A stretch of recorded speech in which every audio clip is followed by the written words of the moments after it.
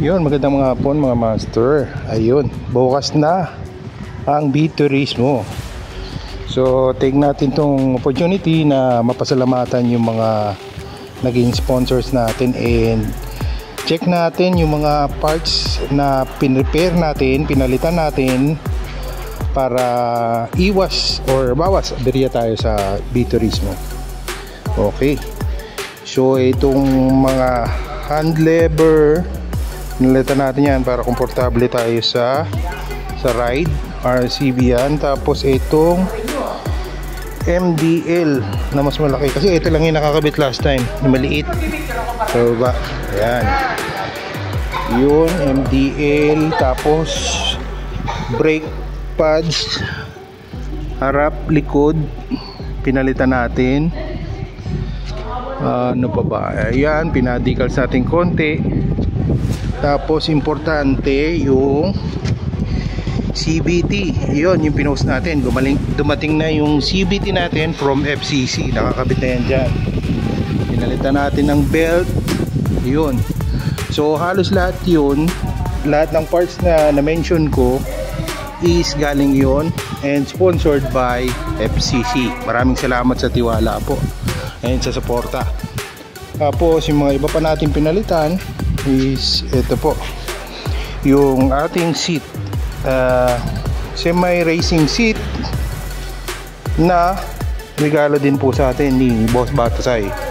Boss, salamat po sa racing seat at komportable na tayo sa long ride. Ayan, ayan.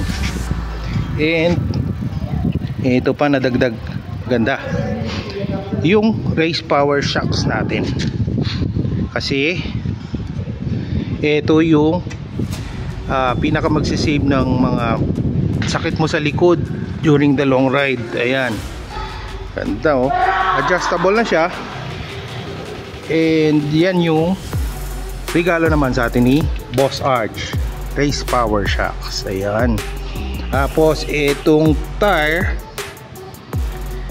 bigay sa atin ng Siat, bago yan, shoutout Siat. Itong design na to, nakikita niyo yung mga markings na yan. Yan yung mga ano, nagre-repel ng mga water. So nakakaiwas siya sa mga skids. Ayan. Tapos nakita niyo naman kung gaano kalalim yung mga ano, yung ito, yung mga awang na to. Yan yung indicator kung gaano kakapal yung gulong natin. Ayan. So nasubukan ko na rin to. Halos 2,000 kilometers na rin natakbo ko sinong kinabit ko yan and so far wet and dry, hindi naman tayo nadudulas at makapit siya lalo na pagka dry, sobrang init kahit mag banking ka. Ayun, maraming salamat sa mga nagregalo sa atin. Ito pa pala dagdag, so bigay ni FCC rin. So most likely yun yung mga nagregalo sa atin and yung Ride and Shine PH, yun naman ang nag-cover sa atin ng insurance.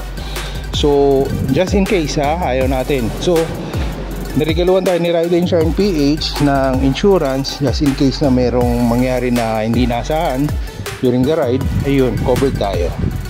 So tayo at pati yung motor natin. Yun, kita kits sa B-Turismo. Let's go.